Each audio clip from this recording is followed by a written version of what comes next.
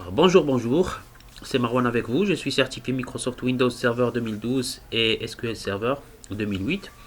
Alors aujourd'hui, après avoir vu sur les concepts réseau et sous-réseau, on avait vu en général comment ça se passe au niveau sous-réseau, c'est quoi l'IPv4, c'est quoi l'IPv6, c'est quoi en fait le SIDAR, la méthode SIDAR pour subséquencer les réseaux en plusieurs sous-réseaux. Donc c'est quoi le masque sous-réseau. On a vu en fait un aperçu général pour mieux comprendre après ce qu'on va effectuer comme déploiement. Alors aujourd'hui, on va parler un petit peu du serveur DHCP. Alors on va parler d'abord de l'aspect théorique. Après, bien sûr, on va parler de l'aspect pratique, c'est-à-dire on va déployer un serveur DHCP. Alors, c'est quoi un serveur DHCP?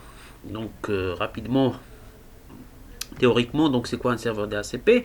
Donc si je fais un schéma, donc on va parler d'abord de l'introduction au DHCP. Si je fais un schéma, tout simplement, on a un réseau LAN, donc voici le réseau LAN.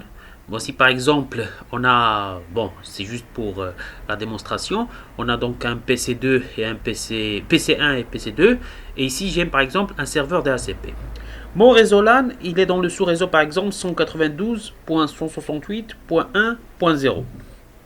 Ok, donc on avait déjà parlé des sous-réseaux. Vous pouvez toujours voir les vidéos précédentes pour mieux cerner la chose. Alors donc mon PC, mon sous-réseau, il est dans l'adresse IPv4 192.168.1.0.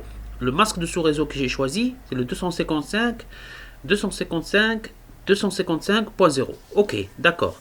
Maintenant, ce que je veux, c'est que mes machines, par exemple le PC1 et PC2, reçoivent des adresses IP automatiquement. Parce que le serveur DHCP, son rôle, c'est d'allouer des adresses IP, des adresses soit IPv4 ou IPv6, automatiquement aux machines qui sont dans le réseau, dans le sous-réseau LAN. C'est pour ça qu'on l'appelle Dynamic Host Controller Protocol. Ok, le protocole d'allocation d'adresses IP dynamique. Alors, à condition, comment je vais allouer des adresses IP dynamiques? Il faut que mon serveur DHCP ait une adresse IP fixe d'abord. C'est comme en fait une maison. Si je cherche l'adresse d'un appartement ou d'une maison, l'adresse d'un appartement ou d'une maison doit être fixe. Je peux pas, parce que si mon serveur DHCP n'a pas d'adresse fixe, je ne vais pas pouvoir en fait savoir où il se situe. Donc d'abord, mon serveur DHCP doit avoir toujours une adresse IP fixe. Par exemple, je vais choisir l'adresse IP fixe de mon serveur DHCP 192.168.1.1 par exemple. Ok. Alors à partir de là, si quand je vais déployer mon serveur DHCP, donc là j'ai fixé mon serveur DHCP. À partir de là, je vais donc donner un scope d'adresse. Mon serveur par exemple DHCP va avoir donc un scope d'adresse de 192.168.1.2 par exemple jusqu'à 192.168.1.10 par exemple. D'accord? Donc c'est-à-dire que ce scope là de 192.168.1.2 jusqu'à 192.168.1.10, ce scope là va être réservé pour les allocations dynamiques. Par exemple, donc si j'ai donc un scope d'adresse pour la réservation, bien sûr je pourrais aller jusqu'à 254, mais par exemple moi en tant qu'administrateur, j'ai juste réservé un scope d'adresse entre 192.168.1.2 jusqu'à 192.168.1.10. Ce scope là sera réservé aux allocations d'adresse dynamiques, c'est-à-dire que mes machines là, elles n'ont aucune adresse IP, ni manuelle, ni aucune autre adresse.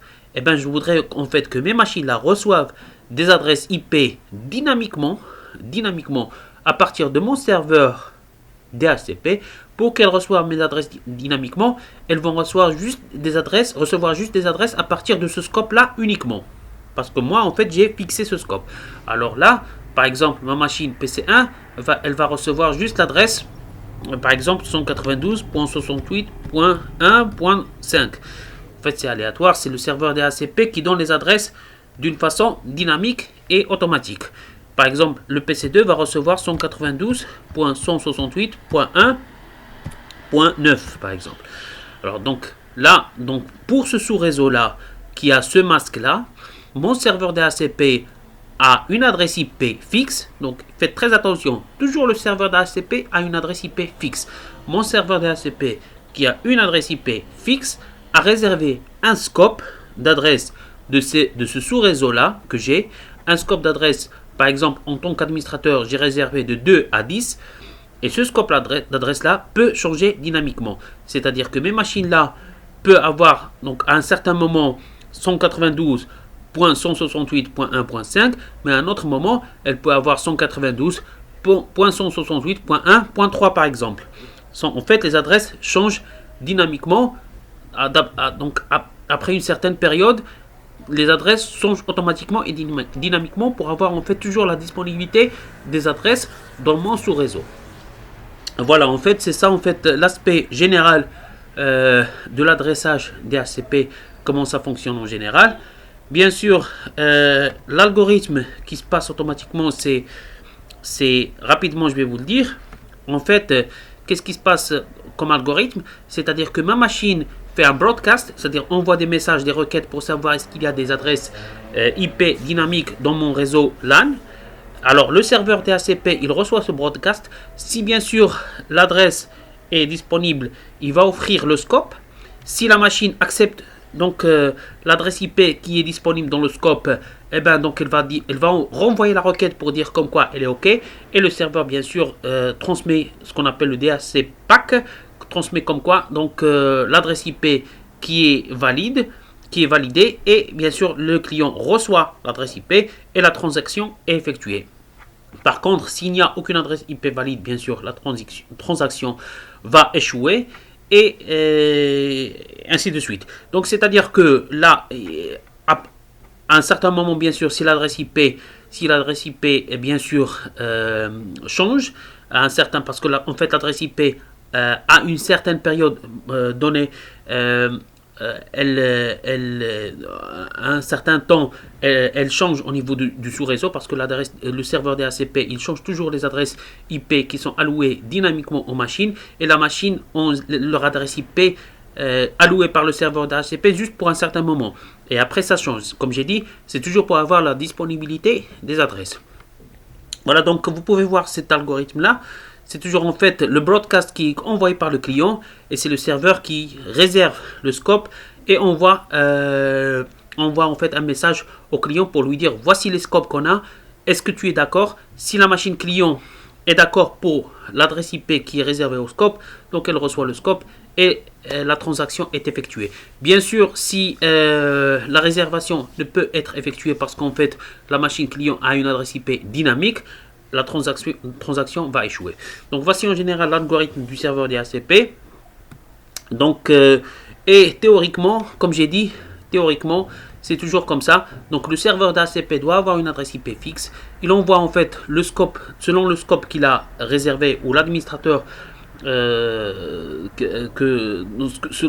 d'après ce que l'administrateur a effectué comme scope. Donc le serveur DHCP il envoie en fait les adresses IP disponibles aux machines qui gardent les adresses IP pendant un certain moment et après les rechange.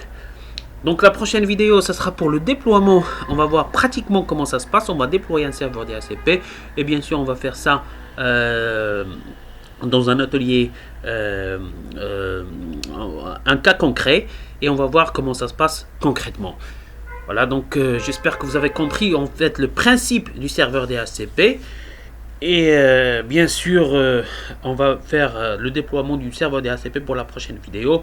Si vous avez aimé cette vidéo, n'hésitez pas à vous abonner à ma chaîne Marwan Le Tech. Donc ma chaîne Marwan Le Tech. Vous pouvez toujours voir les vidéos précédentes sur les sous-réseaux. Vous pouvez toujours voir les vidéos précédentes sur la virtualisation. Pardon. Et bien sûr, si vous avez aimé les vidéos, partagez au max, abonnez-vous à ma chaîne Marwan Le Tech et je vous dis donc pour la prochaine vidéo sur le déploiement du serveur DHCP. Je vous remercie beaucoup pour vos commentaires, ça m'encourage à faire plus de vidéos. Pardon. Et je vous dis à la prochaine fois. Merci.